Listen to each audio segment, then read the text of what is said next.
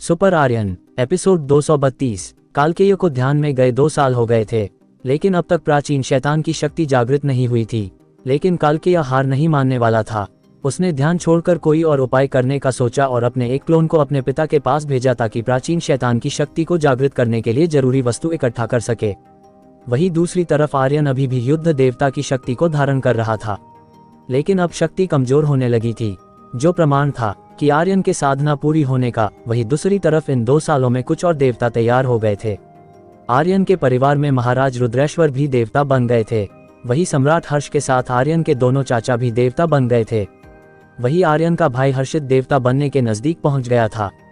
दूसरी तरफ यांत्रिक दुनिया में आर्यन के परिवार में भी कई देवता बन गए थे। आयामी दुनिया में ध्यान करने की वजह से आर्यन के सभी दोस्त भी देवता बन गए थे, जिसमें कृतिका सबसे शक्तिशाली थी, जिस कारण हर परिवार कृतिका से अपना रिश्ता जोड़ना चाहता था। लेकिन किसी में इतनी हिम्मत नहीं थी कि वो कृतिका से रिश्ते की बात कर सके।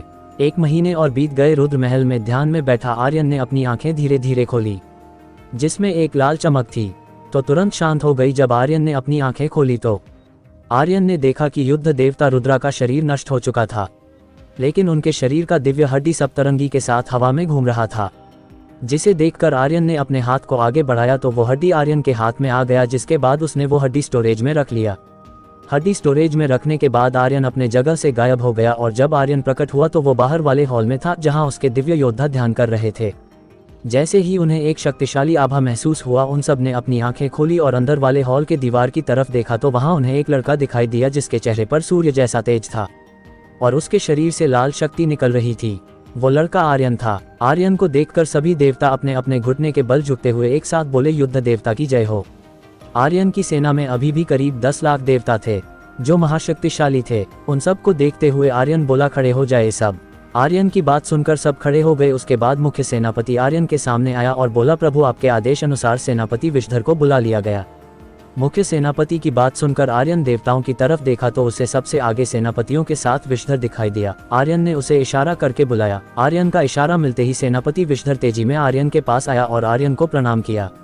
सेनापति विषधर के प्रणाम को स्वीकार करने के बाद आर्यन बोला, सेनापति विषधर आपके ऊपर से श्राप के प्रभाव को खत्म करने का समय आ गया है, लेकिन इसमें आपको तकलीफ होगी जिसे आपको बर्दाश्त करना होगा। मैं तैयार हूँ प्रभु हर चुनौती के लिए, सेनापति विषधर ने कहा।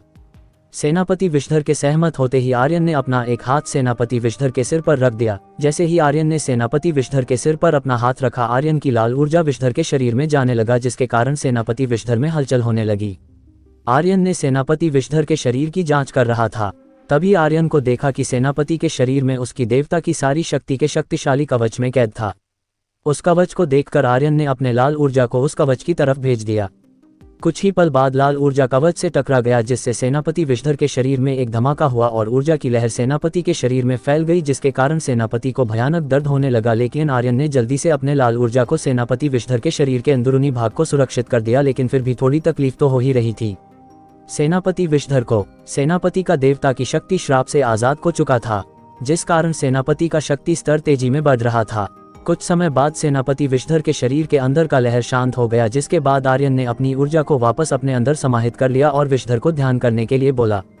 आर्यन की बातों को मानते हुए सेनापति ध्यान में चला गया, जिसके बाद आर्यन सभी देवताओं को देखते हुए बोला, आप सबको एक बात बतानी है, वो ये है कि अब मेरे अंदर युद्ध देवता की शक्ति के साथ साथ एक और देवता की शक्ति है। आर्यन की बात सुनकर सब एक दूसरे को देखने के लगे, जिसके बाद एक साथ बोले, किस देवता की शक्ति प्रभु? संहार देवता की शक्ति अब मेरे पास है, इसलिए अब मैं संहार देवता हूँ, आर्यन ने कहा।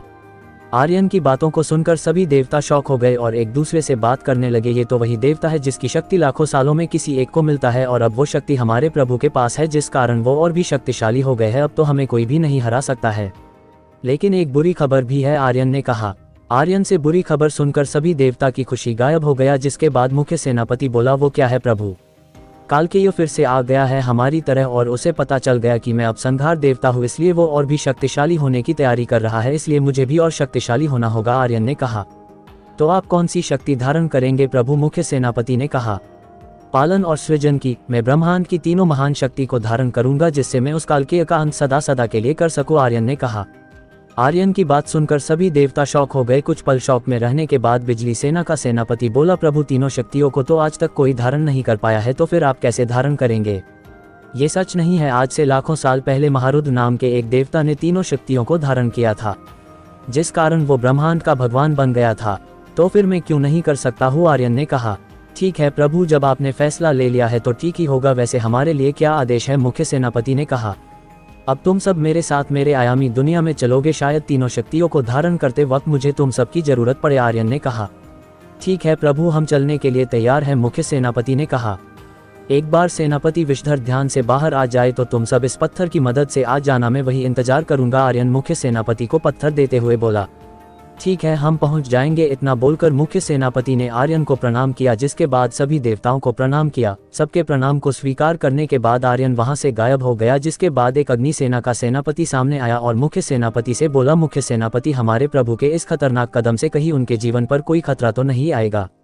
अग्नि सेना के सेनापति का प्रश्न सुनकर मुख्य सेनापति बोले, आप सब जानते हैं कि हमारे प्रभु वही करते हैं जो संसार के लिए उचित होता है, वही करते हैं, चाहे उसके लिए उन्हें कुछ भी करना पड़े। वैसे भी इस वक्त कालकेय को रोकना जरूरी है, अगर वो नहीं रुका तो वो संसार को तबाह कर देगा। दूसरी तरफ आर्यन सीधे अपने राजमहल में प्रकट हुआ। जब सैनिक ने आर्यन को देखा वे सब आर्यन के सामने झुक गए। आर्यन की शक्ति को महसूस कर सबकी रूह कांप उठी। कुछ ही समय में आर्यन के आने की खबर पूरे महल में फैल गई, जिसके बाद परिवार के सभी सदस्य, सभी मंत्री आर्यन के मिलने का गए। कुछ देर सबके बात करने के बाद आर्यन अपने भाई हर्षित को लेकर आयामी दुनिया में लेकर चला गया। आयामी दुनिया में आने के बाद आर्यन को पता चला कि सबके सब ध्यान में गए हुए हैं, इसलिए आर्यन हर्षित को एक जगह पर ले गया और बोला, हर्षित, आज मैं तुम्हें कुछ देने वाला हूँ। क्या भैया, हर्षित उत्सुक होते हुए बोला। हर्षित को उत्सुक देखकर आर्यन ने स्टोरेज से एक हड्डी निकाला जिससे सप्तरंगी चमक निकल रही थी, जिसे देखकर हर्षित बोला, भैया ये क्या है? ये दिव्य हड्डी है जिससे तुम्हें दिव्य शक्तियां मिलेगी और साथ में तुम्हें पांचों तत्वों की शक्ति मिल जाएगी, जैसे अग्नि, बिजली, पृथ्वी, हवा और जल। तुम्हें इन सब की शक्तियां मिल जाएगी, आर्यन ने कहा। इसका मतलब भैया मैं आपके जितना शक्तिशाली बन जाऊंगा? हर्षित ने बचपने में पूछा। हर्षित अभी सिर्फ 14-15 साल का था, इसलिए उसमें अभी बचपना था, इसलिए उसकी बातों को सुनकर आर्यन को हंसी आ गई और वो बोला, मुझ जितना क्या, तुम भविष्य में मुझसे भी अधिक शक्तिशाली बन सकते हो, लेकिन इसके लिए तुम्हारे किस्मत का भी साथ देना जरूरी है, जैसी मेरे किस्मत ने मेरा साथ दिया। भैया इस हड्डी से मुझे और भी शक्तियां मिलेगी? हर्षित ने पूछा। हाँ, इससे तुम्हें बहुत सारे अस्त्र मिलेंगे जो तुम्हें अजय बना देंगे और साथ में कुछ मंत्रों का गयम भी मिलेगा जो मुझे मालूम था। अब कौन कौन से मंत्र तुम्हें मिलते हैं ये तुम्हारी किस्मत पर है, क्योंकि मुझे संसार के लगभग सभी मंत्रों का ज्ञान था जब मैं युद्ध देवता रुद्रा था, आर्यन ने जवाब दिया। तो भैया मुझे क्या करना होगा इस हड्डी को हासिल करने के लिए? हर्षित ने पूछा। तुम्हें इसे अपने हाथ में रखकर ध्यान करना होगा, लेकिन एक बात का याद रखना हर्षित, जब तुम इस हड्डी की शक्ति को अपने अंदर समाहित करोगे तो तुम्हें भयानक दर्द होगा। ऐसा महसूस होगा कि लगेगा तुम्हें कि तुम्हारी सारी हड्डियां टूट गई हो, तुम्हारी शरीर से खून निकलने लगेंगे, तुम्हें ध्यान छोड़ने का मन करेगा, आर्यन ने जवाब दिया। कोई बात नहीं भैया, मैं तैयार हूँ ध्यान करने के लिए, हर्षित ने कहा।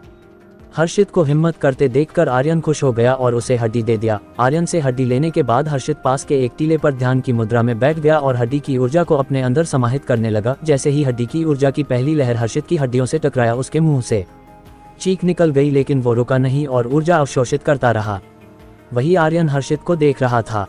तभी वहां हर्षिता आ गई और हर्षित को चीखते हुए देखकर आर्यन से बोली, भैया ये चीख क्यों रहा है?